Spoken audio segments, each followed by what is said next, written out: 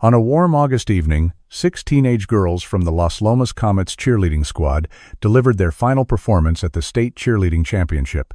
They were vibrant, full of life, and glowing with adrenaline. Clara and Olivia Ramos, the fearless twin flyers. Jessica Miller, the quiet yet dependable one. Sofia Ramirez, their confident captain. Maya Rodriguez, known for her fierce tumbling, and Emily Chen, the smallest but fastest of them all. Laughter and chatter filled the air as they left the gymnasium, dreaming of pizza, ice cream, and victory celebrations. But before midnight, they vanished. No calls for ransom, no signs of struggle. Only a van with dark-tinted windows, a trusted coach who also disappeared, and a gut-wrenching silence that would haunt the town for decades. Las Lomas never fully recovered. The cheer never came back. Sunlight streamed through the kitchen window, casting long rectangles of gold across the table where Natalie Ramos sat, slowly stirring her coffee. Across from her, her husband Carlos silently flipped through the morning paper, his eyes not really scanning the words. It was another quiet morning in Las Lomas, quiet, in the same hollow way it had been for 2 decades. Since the day their twin daughters, Clara and Olivia, disappeared without a trace. They would be 34 now. Natalie often found herself wondering, would they still wear red bows? Would they have kids of their own? Would their smiles still curve the same way? The questions never faded. They just learned to live with the ache. Then the phone buzzed. Natalie glanced down. She expected a message from a friend in the grief support group or a work notification. But what she saw instead made her breath catch in her throat. Detective Eli Boone. "Carlos," she whispered. "It's Boone." Carlos looked up sharply, the newspaper slipping from his hands. Booneth, lead investigator in the girl's disappearance, the man who spent years chasing shadows before the case went cold. "Answer it," he said, voice trembling. Natalie tapped to accept, switched to speaker. "Mrs. Ramos."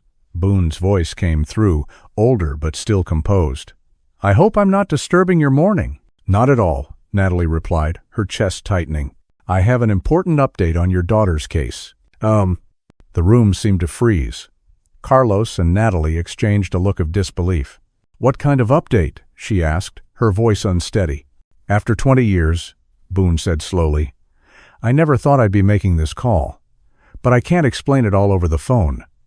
Could you and your husband come to the Las Lomas Police Department as soon as possible?" Carlos didn't hesitate. "We'll be there." "Thank you. I'll be waiting." The line went dead, leaving behind a silence that pressed in from every direction. For a long moment, they didn't move, as if afraid even to breathe. "Do you think it's them?" Natalie asked, barely able to speak the words.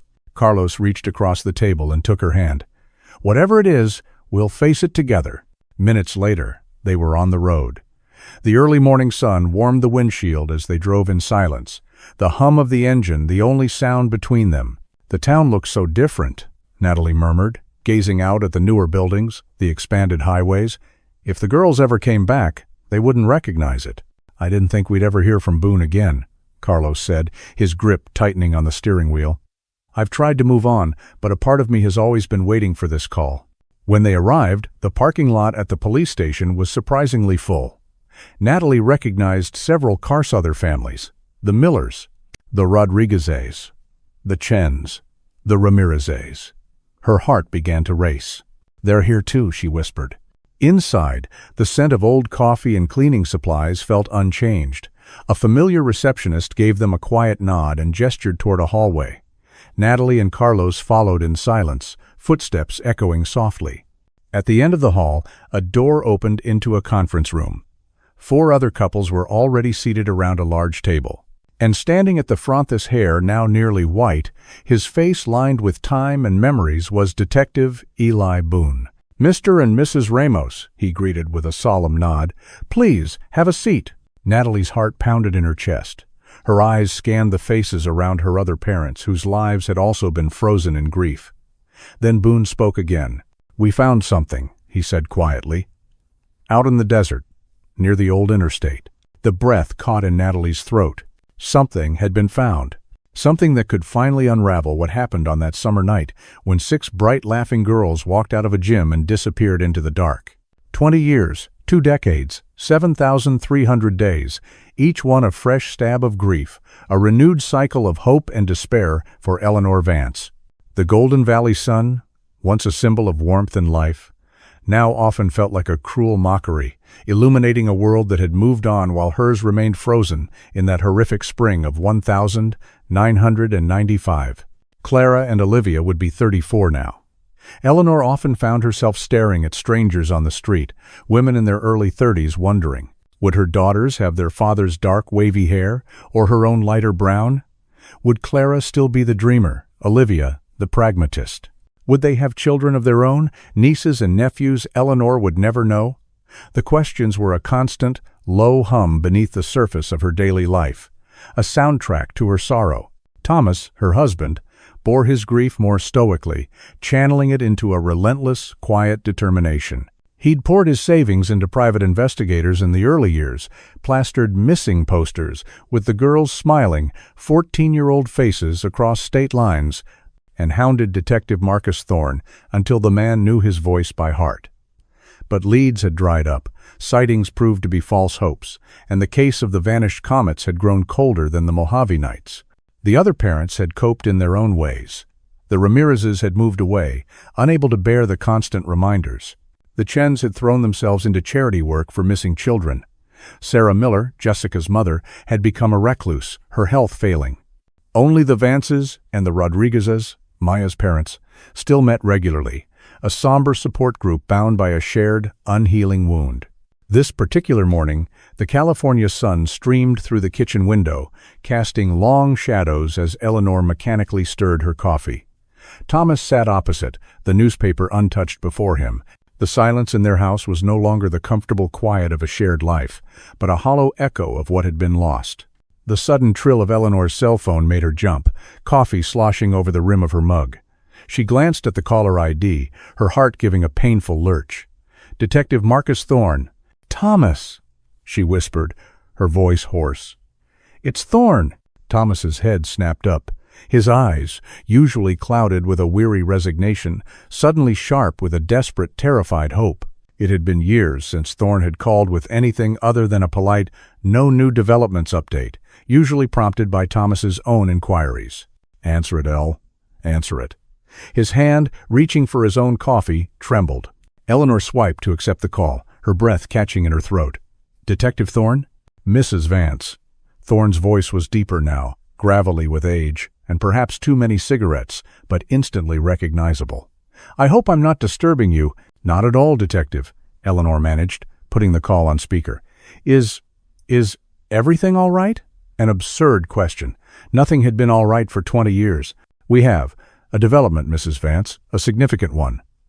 Thorne's tone was measured, professional, but beneath it, Eleanor detected an undercurrent of something. Excitement? Urgency? Regarding your daughter's case. "A development?" Thomas leaned forward, his knuckles white as he gripped the edge of the table. "After all this time?" Eleanor's mind reeled. What could it be? A confession? A deathbed revelation? "Have you found them?" The words were a choked whisper, the hope too fragile to voice any louder. "I can't discuss details over the phone," Thorne said, his voice gentle but firm. "Could you and Mr. Vance come down to the station? The sooner, the better. And Mrs. Vance, perhaps you could reach out to the other parents? The Rodriguezes, the Chens if they're in town, Mrs. Miller if she's able. This concerns all of them." The implication hit Eleanor like a physical blow. All of them. Whatever Thorne had found, it wasn't just about Clara and Olivia. "We'll be there immediately," Thomas said, his voice strained.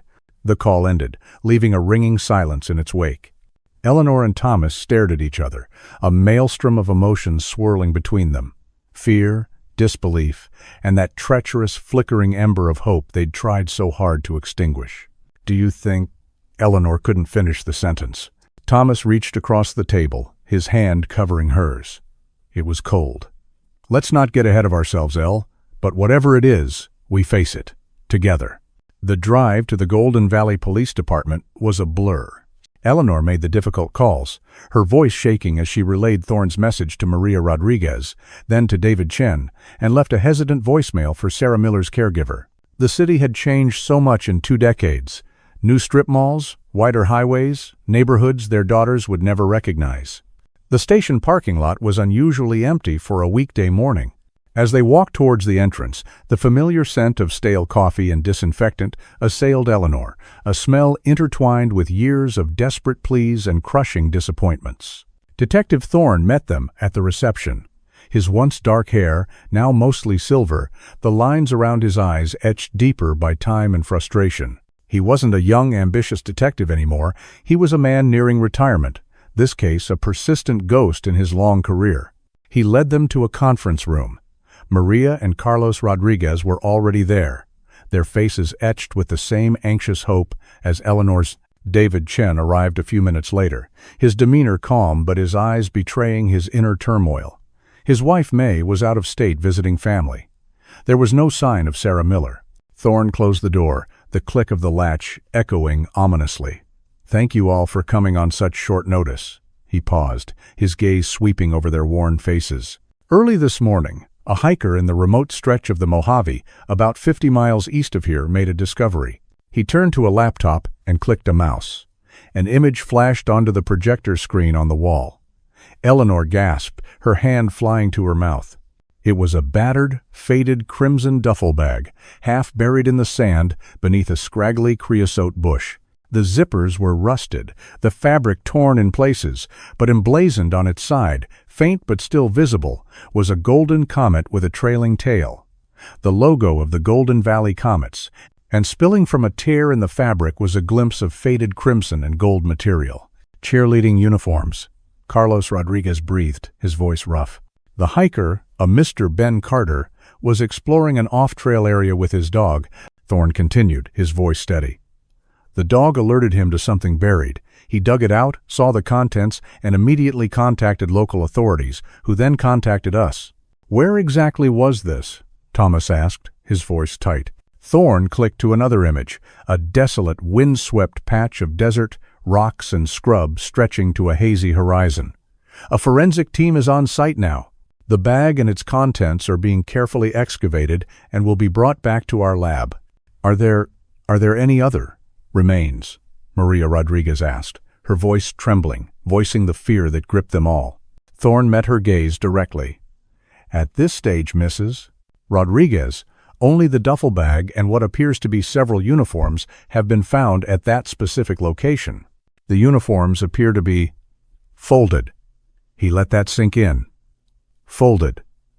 Not discarded in a panic, not torn from bodies. Folded. "We need to go there," Eleanor stated, a sudden, fierce determination cutting through her shock. "I need to see it." The other parents murmured agreement. Thorne hesitated. "It's an active scene and a long drive, but—" "I understand." He sighed. "All right. I'll arrange for an escort, but you need to be prepared. It's just a duffel bag. It might not mean what we hope it means." Hope? It was a dangerous word. But as Eleanor looked at the image of that faded crimson bag, a fragile tendril of it began to unfurl in her chest for the first time in 20 long, silent years. The echoes of the past were suddenly, shockingly, growing louder. The convoy, Detective Thorne's unmarked sedan, followed by the Vance's and Rodriguez's cars, with David Chen riding with Thorne, snaked its way out of Golden Valley, leaving the familiar suburban sprawl behind. The landscape gradually transformed, the lush greenery giving way to the muted tans and grays of the high desert. The Mojave stretched before them, vast and indifferent, a landscape capable of swallowing secrets whole. Eleanor stared out the window, the arid scenery, a stark backdrop to the vivid memories replaying in her mind. Clara and Olivia, their faces flushed with excitement after a competition, their laughter echoing through the house. The crimson and gold uniforms, sewn with such care, now possibly lying faded and brittle in that desolate place. What did it mean? Why now, after all this time? Thomas drove in silence, his knuckles white on the steering wheel. She knew his mind was racing too, a torrent of hopes and fears warring within him. After nearly 2 hours, Thorne's car turned off the main highway onto a rough, unpaved track. A plume of dust rose behind them, marking their passage into a still more remote part of the desert. Finally, they crested a small rise and saw it, a cluster of official vehicles, a makeshift command post, and in the distance, a cordoned-off area where figures in white forensic suits moved with methodical precision. The desert air was hot and dry, the sun beating down mercilessly. Thorne led the parents towards the excavation site, the silence heavy, broken only by the crunch of their shoes on the gravelly soil and the distant whir of a generator. A young forensic technician, her face smudged with dust, met them near the yellow crime scene tape. "Detective Thorne, we've carefully removed the bag. The contents are consistent with your initial information. Several cheerleading uniforms, appears to be 6, folded. Some personal effects mixed in, hair ties, a tube of lip gloss. Nothing immediately identifiable as belonging to a specific individual without further analysis." She paused, then added, "Preliminary assessment of the bag and the way it was buried suggests it wasn't out here for the full 20 years. The degradation of the fabric, the state of the zippers, it's more recent. Perhaps within the last year, maybe 2. Definitely not 2 decades." "Recently?" Thomas echoed, frowning. "But our daughters disappeared 20 years ago." "That's the puzzling part, sir," the technician admitted. "It appears whoever buried this did so in a hurry. The burial was shallow." Just then another vehicle approached, a sleek black SUV that seemed out of place in the rugged environment. It pulled up, and Richard "Richie" Sinclair stepped out. He'd aged, of course. The boyish charm had hardened into a more severe, though still handsome, middle-aged mien. His expensive suit looked incongruous against the dusty backdrop. He'd evidently heard about the discovery through the police grapevine, or perhaps Thorne had notified him. "Detective Thorne," Sinclair said, his voice smooth, though his eyes darted around the scene, a flicker of something unreadable in their depths. "Eleanor, Thomas, Maria, Carlos, David, I came as soon as I heard. This is unbelievable." He shook his head, feigning sorrow. After all these years, Eleanor felt a surge of old bitterness. Sinclair, the last person known to be with their daughters, had always maintained his innocence, his grief seemingly as profound as theirs. He'd even funded a private search effort in the early days. Yet, a part of her had never fully trusted his polished facade. Thorne nodded curtly at Sinclair. "Coach, we're still processing the scene." He turned back to the parents. "They're bringing the bag over to the mobile lab for a closer look before transporting it. You can view it there if you wish." The duffel bag, now carefully placed in a large evidence container, was brought to a small, air-conditioned trailer.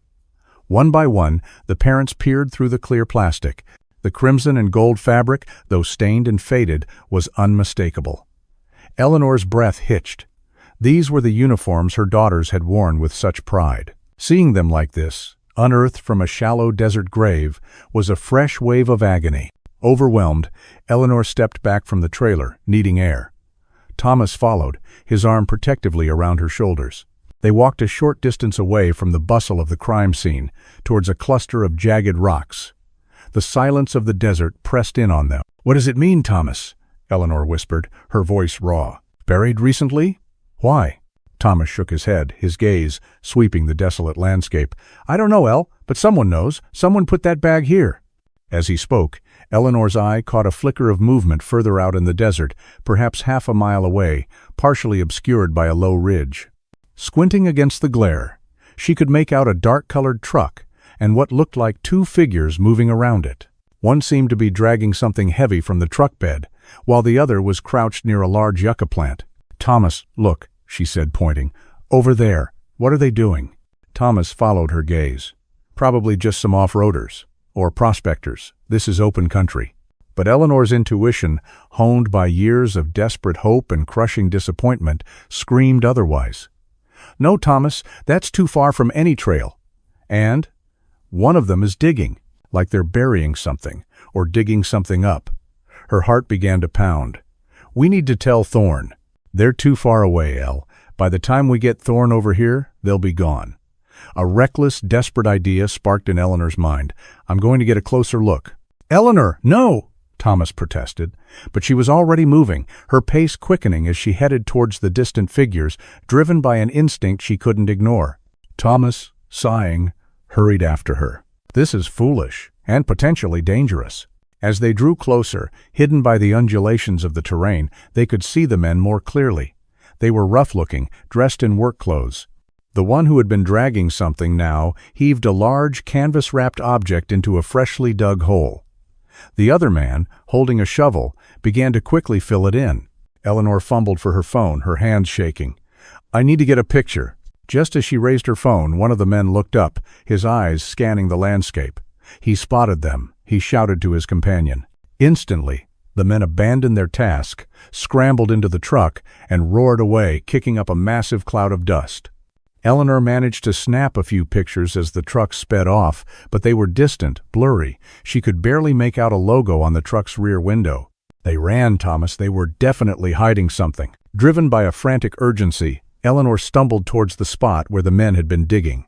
Thomas was right behind her, his initial reluctance replaced by a grim curiosity. The earth was freshly disturbed. The canvas-wrapped object was now completely buried, but beside the new mound of dirt, glinting in the harsh sunlight, lay a small metallic object. Eleanor gasped, her knees nearly buckling. Thomas reached it first, picking it up, brushing away the clinging sand. It was a silver locket, heart-shaped, tarnished with age but otherwise intact.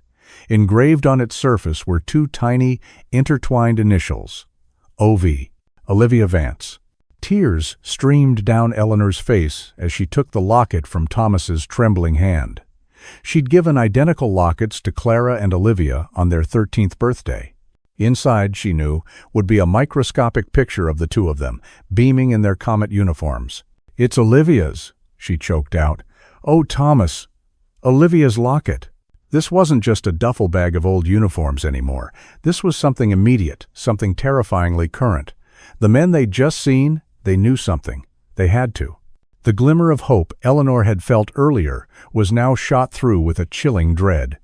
The desert hadn't just preserved old secrets. It was actively concealing new ones. Clutching Olivia's locket, Eleanor felt a maelstrom of emotions. The sharp pain of rediscovery, a chilling fear, and a rising, desperate anger. Thomas, his face pale and set, helped her to her feet. "We need to get Thorne. Now." They hurried back towards the cordoned-off area, their earlier caution forgotten. Detective Thorne was conferring with the forensic technician when he saw them approaching, their faces stark with alarm. "What is it? What's happened?" Thorne asked, his eyes narrowing at their expressions. "We saw them," Eleanor blurted out, holding out the locket. "Men, digging. Over there." She pointed vaguely towards the ridge. "They ran when they saw us, but they dropped this. It's Olivia's, my daughter's locket." Thorne took the locket, his gaze sharp. "Describe these men, the vehicle." Thomas provided a description of the men in the truck, while Eleanor, her hands still shaking, showed Thorne the blurry photos on her phone. "There was a logo on the back window," she said. "I couldn't make it out clearly, but it was distinctive."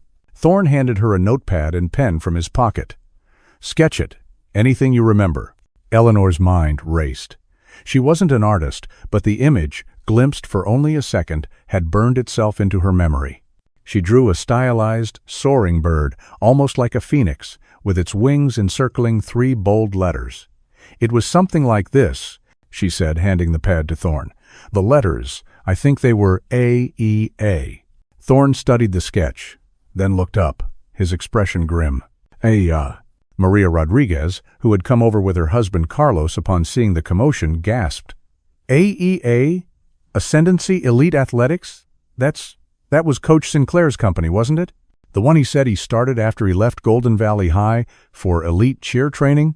All eyes, including Thorne's, shifted to where Richard Sinclair stood near the mobile lab, observing the proceedings with an air of detached concern. He looked up, sensing their scrutiny, and offered a faint, questioning smile. "Mrs. Rodriguez is right," Thorne said slowly, his gaze fixed on Sinclair. "Ascendancy Elite Athletics. Sinclair founded it about 18 years ago. Claimed it was his new passion after the tragedy. But he told us he sold it years ago," Eleanor exclaimed. "When we confronted him, after one of the private investigators found a link between him and some unsavory business partners, he swore he'd cut all ties." Thorne's jaw tightened. "He did claim to have sold it, to a Julian Croft. We looked into Croft at the time. Seemed legitimate, if a little opaque. He beckoned 2 uniformed officers. Go with Mr. and Mrs. Vance. See if you can locate where they saw those men. Secure the area, and get a forensics team out there ASAP. Look for tire tracks, anything."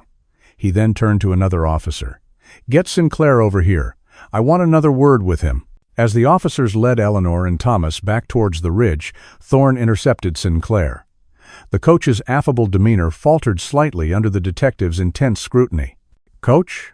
Thorne began, his voice deceptively mild. "Ascendancy Elite Athletics. You told us you sold that company. Who was the buyer again?"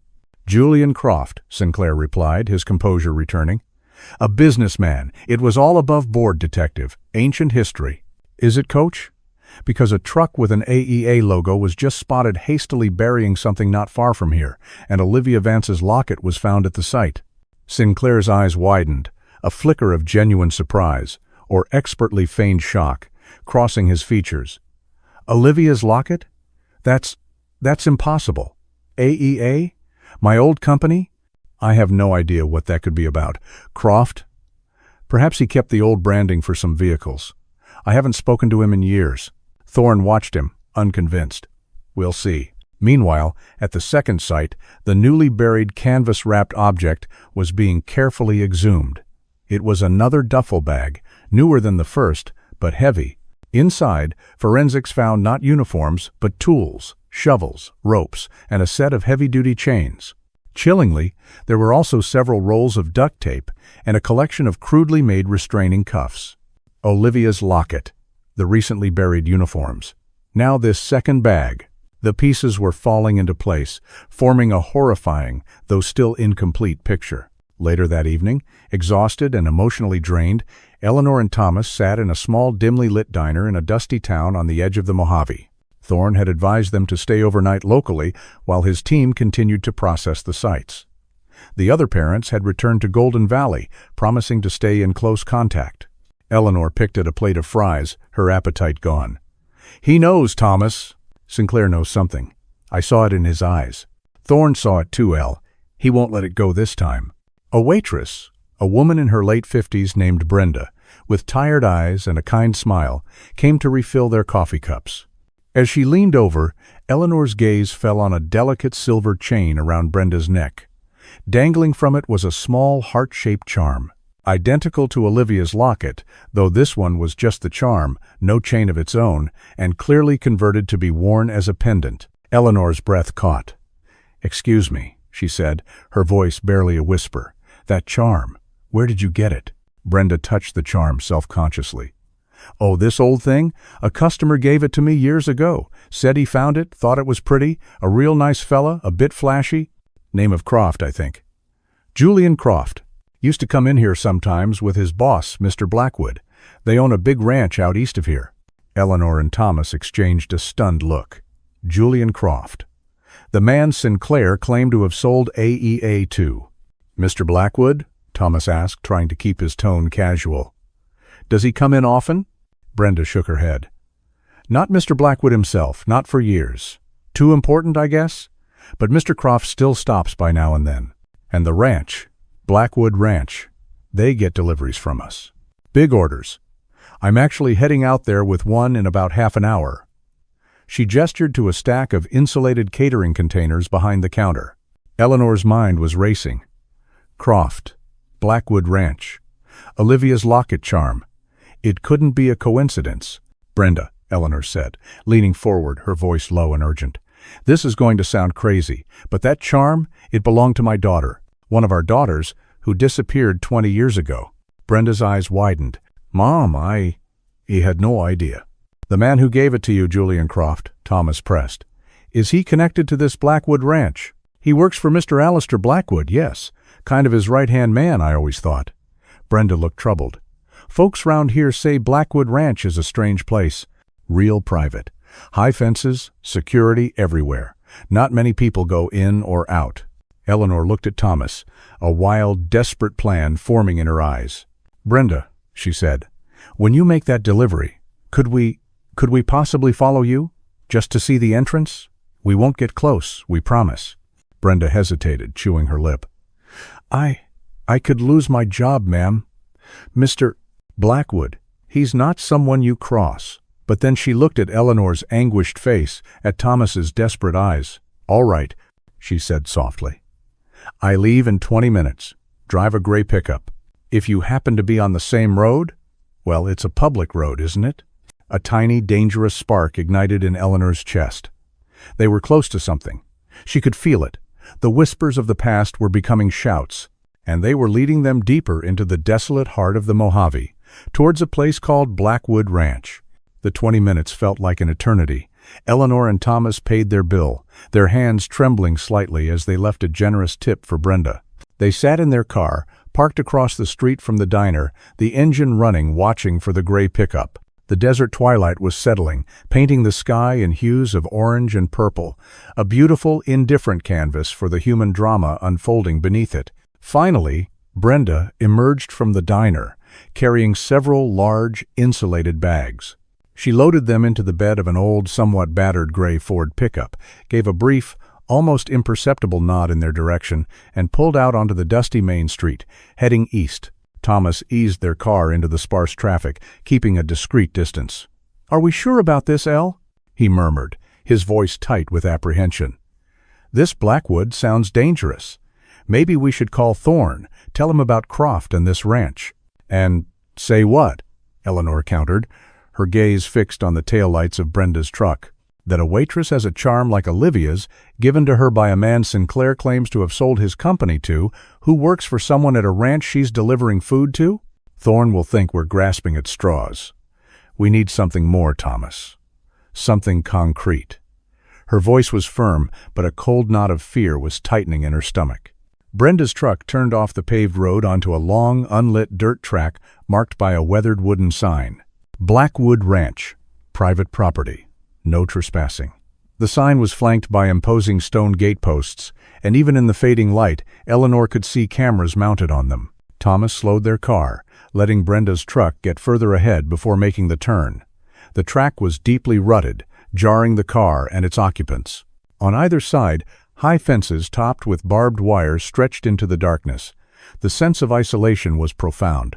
After a couple of miles, they saw the main gates of Blackwood Ranch. They were massive, wrought iron, and undoubtedly electronically controlled. Brenda's truck was already there, a uniformed guard checking her delivery against a clipboard. Beyond the gates, they could glimpse a sprawling complex of buildings, a large main house, several smaller structures, and what looked like stables or barns in the distance, all bathed in the stark glow of security lights. Thomas pulled their car off the track, parking behind a dense thicket of creosote bushes that offered some concealment, though their view of the gate was partially obscured. They watched as Brenda completed her delivery and drove away, the guard securing the gates behind her with a heavy clang. "Now what?" Thomas whispered, cutting the engine. The sudden silence was unnerving, broken only by the chirping of crickets. "We wait," Eleanor said, though she wasn't sure what they were waiting for. "Maybe we can see who else comes or goes. Get a license plate, something Thorne can use." Minutes stretched into an hour. The ranch remained silent, an illuminated fortress in the vast darkness. Eleanor's initial surge of adrenaline was ebbing, replaced by a weary frustration. Perhaps this was a dead end. Perhaps the charm was just a horrible coincidence. Just as Thomas was suggesting they should leave, the massive iron gates began to creak open. Headlights cut through the darkness as a dark-colored Jeep Cherokee emerged from the ranch. It paused just outside the gates, and Eleanor's heart leaped into her throat. Even in the dim light, she recognized the build of the driver and the passenger. They were two of the men they'd seen in the desert earlier that day, the men who had been burying the duffel bag of tools, the men who had fled when they were spotted. "Thomas? That's them?" she hissed, ducking down in her seat. "The men from the desert!" The Jeep turned onto the dirt track, heading in their direction. Thomas instinctively slumped lower, his hand reaching for the ignition key. As the Jeep passed their concealed car, Eleanor risked a glance. There was a third man in the back seat. For a terrifying second, as the Jeep's headlights swept across their hiding spot, she thought they'd been seen. The man in the back seat seemed to turn his head, his gaze lingering on the bushes where they were hidden. Then, the Jeep continued on, disappearing down the track towards the main road. Eleanor let out a shaky breath. "They didn't see us. We need to get out of here, Elle." Now. Thomas started the engine, the sound deafening in the stillness. He backed the car carefully onto the track, turning to head away from the ranch. But as he glanced in the rearview mirror, His blood ran cold. The Jeep's taillights, which had been receding in the distance, were now stationary. Then, they flared brighter as the Jeep executed a sharp U-turn, its headlights now bearing down on them, accelerating rapidly. "They saw us," Thomas exclaimed, his voice tight with panic. "They were waiting for us to move." He slammed his foot on the accelerator, their modest sedan lurching forward on the rough track, but it was no match for the powerful Jeep, which was gaining on them with terrifying speed. The track was too narrow, too uneven for any evasive maneuvers. Within minutes, the Jeep was on their tail, its headlights blinding them in the rearview mirror. Then, with a sudden surge of speed, it swerved alongside them, forcing Thomas to either crash into it or be run off the track. He wrenched the wheel, the car skidding wildly, and slammed on the brakes. The Jeep screeched to a halt in front of them, blocking their path. Its doors flew open, and the three men from the desert piled out, their faces grim and menacing in the glare of their own headlights. One of them, a hulking figure with a shaved head, rapped sharply on Thomas's window with a heavy flashlight. "Get out of the car! Hands where we can see them!" His voice was a low growl, leaving no room for argument. Fear, cold, and absolute, flooded Eleanor. There was no escape. They were miles from anywhere, outnumbered, at the mercy of these men. With trembling hands, Thomas unlocked the doors. He and Eleanor stepped out into the desert night, their hands raised in surrender. The air was cold, carrying the scent of dust and sagebrush, and the distant, mocking howl of a coyote. "Who are you?" the shaved-headed man demanded, his flashlight beam playing over their faces. "And why are you snooping around Blackwood Ranch?" Eleanor found her voice, though it shook uncontrollably. "My name is Eleanor Vance. This is my husband Thomas. We're looking for our daughters. They disappeared 20 years ago. We have reason to believe someone at this ranch might know something." The men exchanged dark glances. The shaved-headed man spoke into a radio clipped to his belt, his voice low and urgent. "Boss, we got a couple out here on the access road." "Say they're looking for missing daughters?" "Yeah, the Vances." They matched the description Thorne was asking about. He listened for a moment, then nodded. "Right, bringing them in." He turned back to Eleanor and Thomas, a cold, predatory smile spreading across his face. "Mr. Blackwood would like a word with you. Seems you've made yourselves quite interesting." Surrounded, with no hope of escape, Eleanor and Thomas were roughly herded into the back of the Jeep. As they were driven through the imposing gates of Blackwood Ranch, Eleanor felt a chilling premonition. Their desperate search for answers had led them straight into the lion's den. Whether they would ever emerge, and what truths they might uncover within its shadowy confines, remained a terrifying uncertainty. The desert night had swallowed them whole. The interior of Blackwood Ranch was an unnerving contrast to its forbidding exterior. Manicured lawns, illuminated by strategically placed spotlights, surrounded a sprawling hacienda-style main house. The air was still, the silence broken only by the crunch of the Jeep's tires on the gravel driveway. It had the eerie, artificial perfection of a movie set. Eleanor and Thomas were marched into the main house through a side entrance, their arms gripped tightly by two of the men. The third, the shaved-headed one who seemed to be in charge, led the way. They were taken down a long, terracotta-tiled hallway, adorned with expensive-looking Western art and Navajo rugs, to a heavy oak door. The man knocked, then opened it, gesturing them inside. "They're here, Mr. Blackwood." The room was a lavish study, lined with floor-to-ceiling bookshelves filled with leather-bound volumes. A large mahogany desk dominated the space, and behind it, in a high-backed leather chair, sat Alistair Blackwood. He was older than Eleanor had expected, perhaps in his late 60s or early 70s, with a mane of silver hair swept back from a high forehead and piercing, cold blue eyes. He wore an impeccably tailored suit, and a heavy gold signet ring glinted on his finger as he steepled his hands. He exuded an aura of immense wealth and ruthless power. "Mr. and Mrs. Vance, I presume," Blackwood said, his voice a low, cultured rumble. "Please, have a seat." He gestured towards two uncomfortable-looking antique chairs opposite his desk. His politeness was more menacing than any overt threat. Their captors prodded them forward. Eleanor and Thomas sat, perching on the edge of the chairs. The two men positioned themselves by the door, arms crossed, their presence a silent warning. "My security team tells me you've had a rather adventurous day," Blackwood began, his eyes studying them intently. First, at the old comet drop site, then paying a rather unwelcome visit to one of my more discreet desert locations, and finally taking an unhealthy interest in my ranch. Care to explain this fixation? Where are our daughters, Mr. Blackwood? Eleanor burst out, her fear momentarily eclipsed by a surge of maternal fury. Olivia's locket was found where your men were digging. The uniforms from their team were found nearby. What do you know? Blackwood raised a perfectly sculpted eyebrow. Direct. I appreciate that. But information, Mrs. Vance, often comes at a price.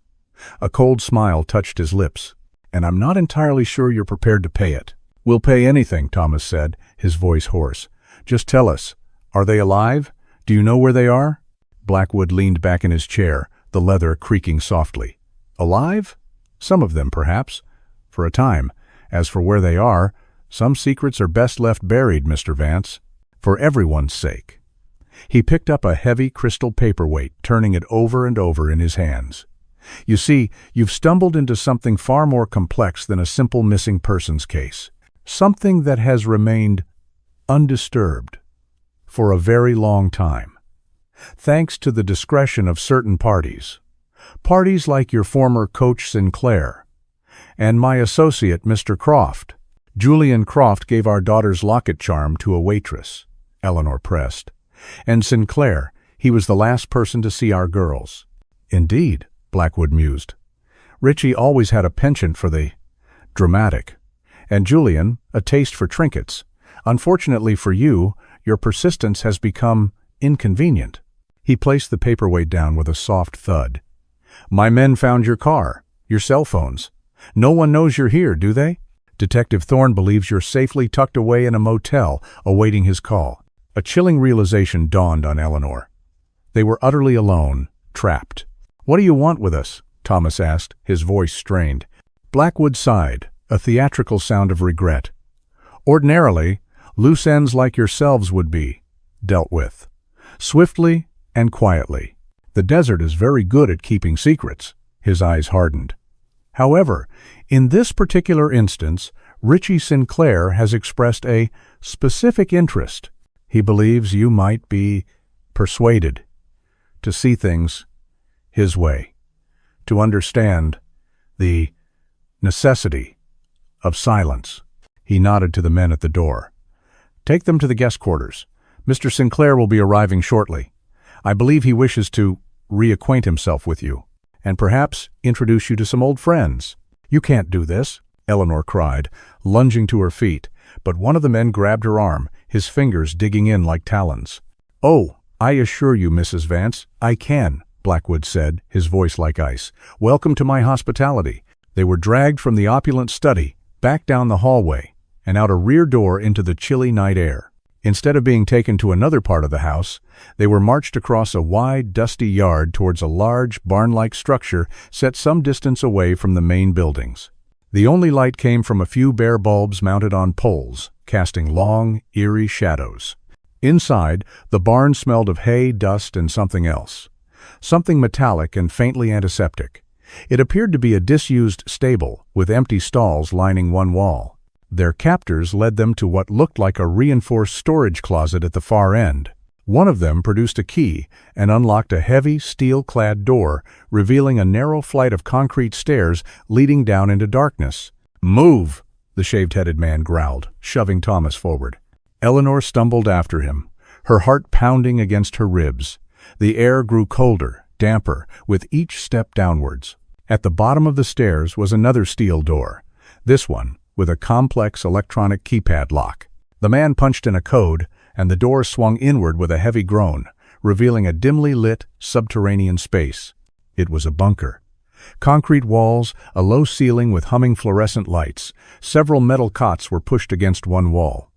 A rudimentary kitchenette and a chemical toilet were tucked into a corner. The air was stale, heavy with despair. But it wasn't the grimness of the bunker that made Eleanor's blood run cold. It was the occupants. 3 women, their faces pale and drawn, their eyes wide and haunted, sat huddled together on one of the cots, watching their arrival with a mixture of fear and weary resignation.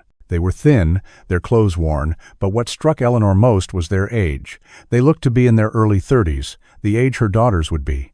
Before Eleanor could process the scene, before she could even breathe, one of the women, her hair a matted version of the light brown Eleanor saw in her own mirror, slowly rose. Her eyes, Olivia's intelligent, searching eyes, fixed on Eleanor, but the face was Clara's. A choked sob escaped Eleanor's lips. "Clara?" she whispered, her voice cracking. The woman flinched, then took a hesitant step forward. Her lips moved, forming a word that was lost in the sudden, deafening clang of the steel door slamming shut behind them, the locks engaging with a series of chilling clicks. "Mom?" the woman whispered, her voice rusty from disuse, tears welling in her haunted eyes. "Dad?" Thomas, his face a mask of disbelief and dawning horror, stumbled towards her. "Clara! Oh my God, Clara, is it really you?" It was. Older, scarred by unimaginable horrors, but unmistakably their daughter, the dreamer, alive. But as Clara rushed into their arms, a torrent of sobs racking her thin frame, Eleanor's gaze swept over the other two women. One, with dark, haunted eyes, bore a heartbreaking resemblance to a younger Sophia Ramirez.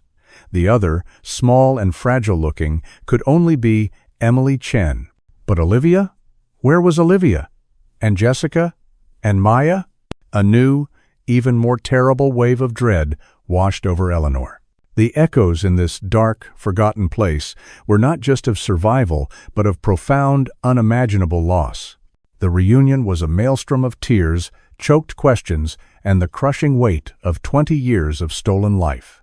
Clara clung to Eleanor and Thomas, her body trembling, as if fearing they were an illusion that might vanish. Sophia Ramirez and Emily Chen watched, their own eyes filled with a complex mix of hope for their own families and the renewed pain of their captivity. "Olivia," Eleanor finally managed, her voice thick with unshed tears, her heart aching with a terrible premonition. "Where is Olivia, Clara? And the others? Jessica? Maya?" Clara's face, already pale, seemed to drain of all remaining color. The light in her eyes, so briefly ignited by the sight of her parents, dimmed. "Olivia and Maya," she began, her voice barely a whisper. "They tried to organize an escape. About 10 years ago, it was after Jessica got sick." Tears streamed down Clara's face. "Jessica," she contracted an infection. "We begged them for a doctor, for medicine. Sinclair," he just laughed, "said she wasn't strong enough to be one of his special talents anymore. She died down here, Mom, in so much pain." Eleanor gasped, pressing her hand to her mouth, a fresh wave of grief washing over her for Sarah Miller, who would never know even this terrible truth. "After Jessica died," Clara continued, her voice trembling, "Olivia and Maya, they couldn't take it anymore. They planned it for months. Overpowered one of the guards. Got his key card. They almost made it out of the barn." Her breath hitched. But an alarm went off. Blackwood's men. They were everywhere. "Sinclair," he was furious. She buried her face in Eleanor's shoulder, her sobs uncontrollable. "He made us watch, Mom. He made us watch as he killed them. Olivia and Maya. To teach us a lesson, he said if any of us ever tried to escape again, or disobeyed, the same would happen." The horror of her words struck Eleanor and Thomas with the force of a physical blow. Olivia. Their pragmatic, brave Olivia. Murdered. And Maya Rodriguez. Her life extinguished with such brutality. The pain was unbearable, a fresh, gaping wound atop 20 years of aching loss. "And Coach Sinclair?" Thomas asked, his voice a low, dangerous growl, his grief transmuting into a burning rage. "He did this? He was behind all of it?" Sophia Ramirez, her eyes blazing with a cold fire, spoke for the first time. "It was always Sinclair, from the beginning." That night, after the competition, he cornered Jessica in the equipment room. We walked in on him. He was touching her, telling her she was special, that he'd make her a star, his soul wife, he called it. Emily Chen, small and bird-like, nodded, her voice barely audible. Jessica was crying. When he saw us, he tried to laugh it off. But Lily Rodriguez said we had to tell our parents. The principal. Sinclair. He panicked. He left the room, came back with 2 of Blackwood's men. They had needles. They drugged us. Woke up here. Blackwood owns this ranch, this prison, Clara explained, her voice regaining some strength. Julian Croft, the man Sinclair supposedly sold AEA to, he manages the logistics, the food, supplies. He's just a front. Sinclair still controls AEA. It's not just about cheerleading.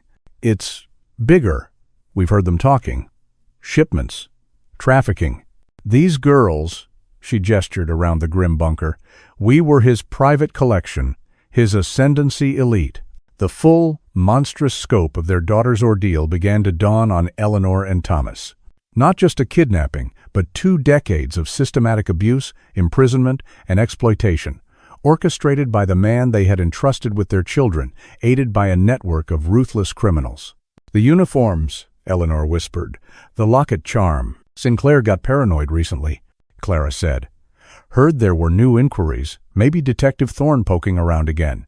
He ordered Croft and Blackwood's men to get rid of any old evidence that might link back to the original disappearance. The uniforms, old belongings.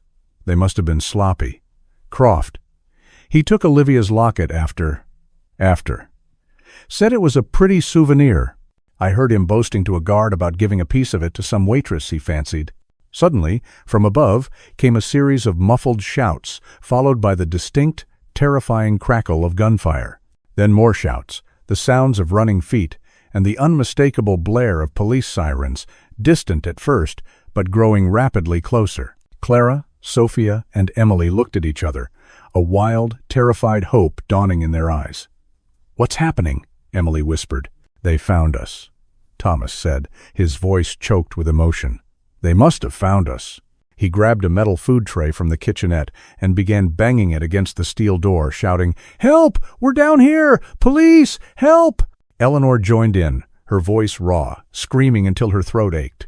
The 3 girls, energized by a sudden surge of adrenaline, added their voices to the desperate chorus. Meanwhile, above ground, chaos had erupted. Ben Carter, the hiker who'd found the first duffel bag, had a keen sense of observation. When Eleanor and Thomas hadn't returned to the diner after a reasonable time, and recalling their urgent questions about Blackwood Ranch, he'd grown uneasy. He found Brenda, the waitress, who tearfully confessed she'd let the Vances follow her. Together, they had driven to the nearest sheriff's substation, their story of the Vances' disappearance and their suspicions about Blackwood Ranch galvanizing the local deputies, who immediately contacted Detective Thorne. Thorne, already deeply suspicious of Sinclair, and now armed with the waitress's corroboration of Croft's connection to Blackwood Ranch and Olivia's locket, had acted swiftly. Realizing the Vances were likely in imminent danger, he'd bypassed jurisdictional red tape and mobilized a multi-agency tactical team, converging on Blackwood Ranch with overwhelming force. The raid was swift and brutal. Blackwood's security, though armed, were no match for the trained officers. Gunfire had erupted when some of Blackwood's men resisted arrest. Alistair Blackwood himself was apprehended in his study, his composure finally shattering as he was dragged away in handcuffs. Julian Croft was found cowering in a wine cellar. Amidst the clearing of the main house and outbuildings, Thorne, remembering the Vances' description of the barn, directed a search team there. The sound of desperate banging from beneath the earth led them to the steel-clad door. Minutes that felt like an eternity passed in the bunker. The gunfire above had subsided, replaced by organized shouting and the heavy thud of boots. Then, voices directly outside their door. "Police! Is anyone in there? Stand clear of the door." The electronic lock whirred, and the heavy steel door swung open, revealing several heavily armed tactical officers, their weapons drawn, their faces grim. Light, fresh air, and the scent of freedom flooded the stale bunker. "We have survivors!" one officer yelled into his radio. "Multiple victims.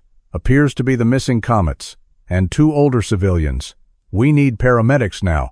As Eleanor, Thomas, Clara, Sophia, and Emily were helped up the stairs and out into the dazzling glare of floodlights and flashing emergency beacons, the scene was one of controlled chaos. Blackwood Ranch was swarming with police vehicles, ambulances, and investigators.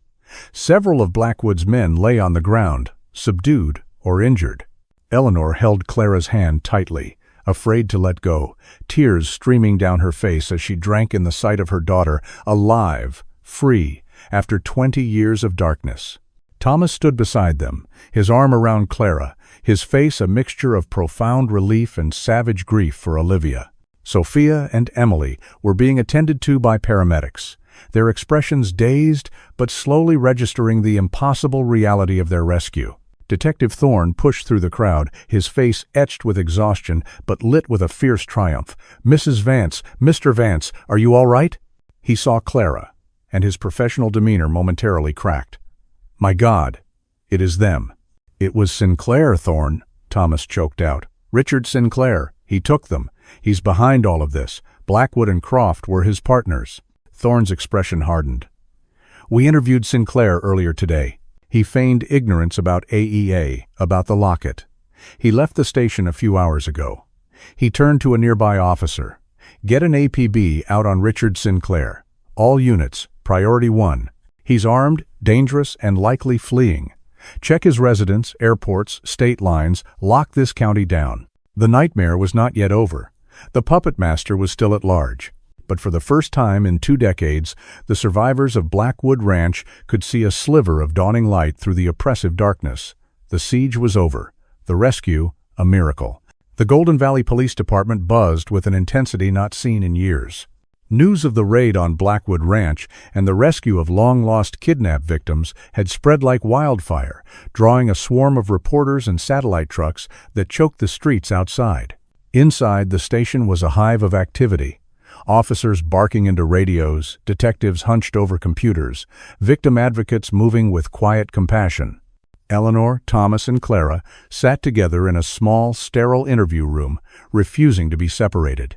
Clara, wrapped in a warm blanket, still trembled, but her eyes, though haunted, held a new, fragile spark of resilience. She held her parents' hands tightly, as if anchoring herself to reality. Across the hall, Sophia Ramirez and Emily Chen were giving their initial statements, each accompanied by a trauma counselor.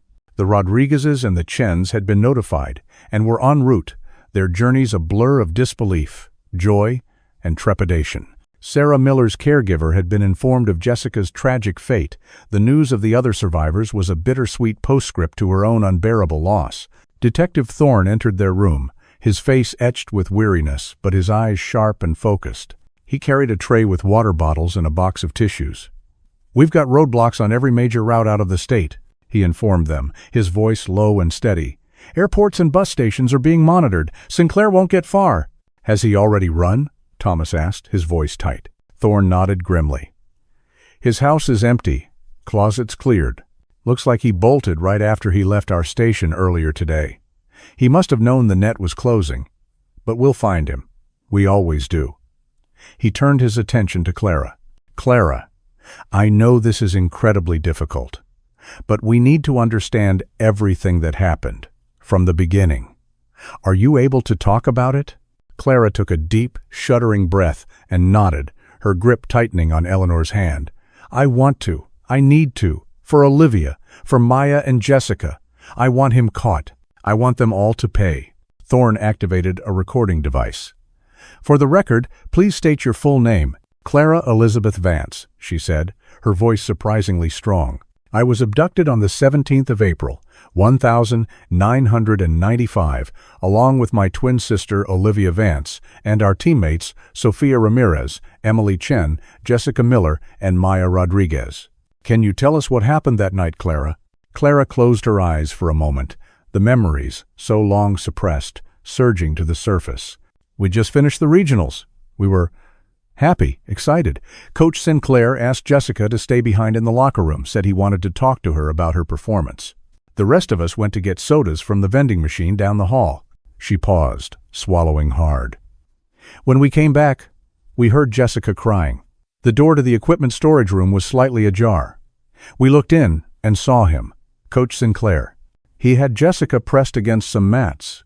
He was touching her, kissing her, telling her she was special, that if she was good to him, became his sole wife, he'd make her a star, get her a national scholarship. Eleanor gasped, pulling Clara closer. Jessica was sobbing, trying to push him away. Clara continued, her voice trembling. When he saw us standing there, he just smiled. That charming smile, Tried to say Jessica was just upset about a mistake in the routine, and he was comforting her. But we knew. We weren't stupid. "What happened then?" Thorne prompted gently. Maya was furious. She told him he was disgusting, that we were going to tell our parents, tell Principal Davis. His face, it changed. The smile vanished. He got this cold, hard look. He told us we were mistaken, that we didn't understand adult relationships. He left the room. We thought he was going to try and talk his way out of it with us. But instead, he came back with 2 men. Big men. The ones who were always at the ranch with Blackwood. They had syringes. Her voice broke. They grabbed us, injected us with something. I remember feeling dizzy, then nothing, until I woke up in that bunker, all 6 of us. Jessica told us then. Sinclair had been doing things to her for months, promising her fame, a career. She wasn't the only one he'd targeted. He preyed on the most ambitious girls, the ones desperate for success. And after your abduction, Clara's recounting of the next 20 years was a litany of horrors, the initial hope of rescue fading into despair. Sinclair's regular visits to the bunker, selecting one of them for his attentions, his twisted justifications about molding them into his ascendancy elite. Blackwood's cold indifference, Croft's leering presence as he managed their minimal provisions, the slow, agonizing death of Jessica Miller from an untreated infection, the desperate failed escape attempt, and the brutal retaliatory murders of Olivia and Maya, a horrifying spectacle designed to break their spirits completely. "And the ranch itself?" Thorne asked, his notes filling page after page. "What was its purpose besides this?" "It was a front," Clara said. "AEA, the cheerleading company Sinclair supposedly started, it was all part of it. We overheard them, Sinclair, Blackwood, Croft. They talked about shipments, distribution, valuable cargo. Not just us. Drugs, I think. Maybe other girls. The ranch was isolated, perfect for their operations. The food deliveries Brenda made, it wasn't just for us. There were always other men around, rough types, doing Blackwood's dirty work."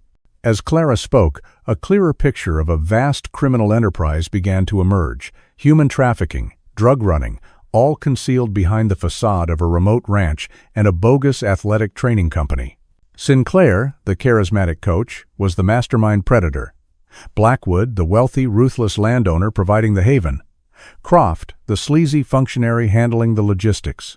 Just as Clara finished her harrowing account, an officer appeared at the door, beckoning urgently to Thorne. The detective excused himself.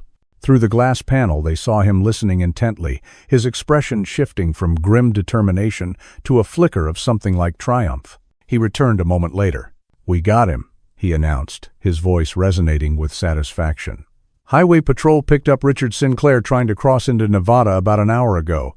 He didn't resist. He's being transported back here now." A collective sigh of relief went through the room. Eleanor wept openly, a mixture of profound sorrow for what had been lost and a fierce gladness that this monster would finally face justice. "There's more," Thorne added. "The initial sweep of Blackwood Ranch has uncovered extensive financial records. Ledgers, offshore account details, shipping manifests, it's all there. Clear evidence linking Sinclair, Blackwood, and Croft to an international trafficking ring. The FBI is already en route. This is far bigger than even we imagined." The unmasking was almost complete. The men who had hidden in the shadows for 2 decades, preying on the innocent, their monstrous acts concealed by charisma and wealth, were finally being dragged into the harsh light of day. For Clara, Sophia, and Emily, the journey towards healing would be long and arduous, but for the monsters who had stolen their youth, the day of reckoning had arrived. The days that followed were a blur of medical examinations, further debriefings with a growing team of local and federal investigators, and the painful, hesitant steps of readjustment to a world that had spun on without them for 2 decades. Clara, Sophia, and Emily were physically weak, but displayed an astonishing inner strength, their shared trauma forging an unbreakable bond between them. Psychologists specializing in long-term captivity and abuse were assigned to them, beginning the delicate process of unpacking 20 years of horror. The reunion with Sophia's and Emily's parents was overwhelming. A torrent of tears, whispered apologies for not finding them sooner, and fierce, protective embraces. For Eleanor and Thomas, the joy of Clara's return was inextricably intertwined with the confirmed, brutal finality of Olivia's death. They arranged a memorial service for Olivia and for Maya Rodriguez and Jessica Miller, a chance for the community of Golden Valley to mourn the bright lights extinguished too soon and to celebrate the miraculous survival of the others. The event was somber, yet underscored by a steely resolve for justice. Richard Sinclair, Alistair Blackwood, and Julian Croft were arraigned, their faces stony and unrepentant as a litany of charges was read out: kidnapping, false imprisonment, murder, conspiracy, human trafficking, drug trafficking. The evidence against them, bolstered by the survivors' testimonies and the meticulous records found at Blackwood Ranch, was overwhelming. The media frenzy was relentless. The Mojave Bunker case, or the Comet captive story, dominating national headlines. The survivors were shielded from the worst of it, their privacy fiercely guarded by their families and law enforcement. Ben Carter, the hiker whose curious dog had unearthed the first duffel bag, was hailed as a hero, though he humbly insisted Shadow deserved most of the credit.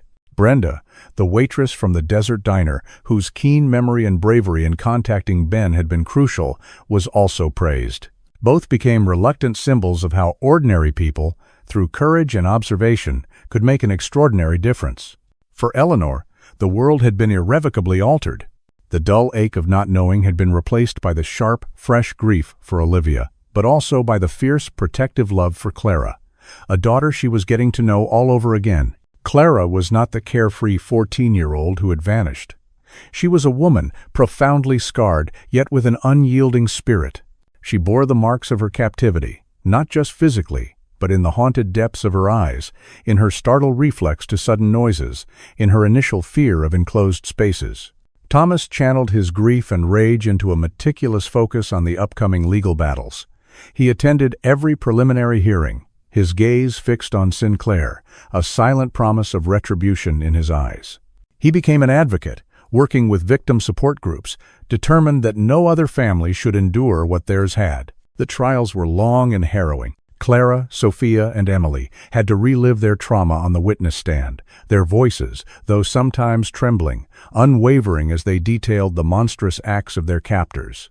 Sinclair's charismatic facade crumbled under cross-examination, revealing the narcissistic predator beneath. Blackwood remained icily detached, his arrogance undiminished even as his empire of evil was dismantled.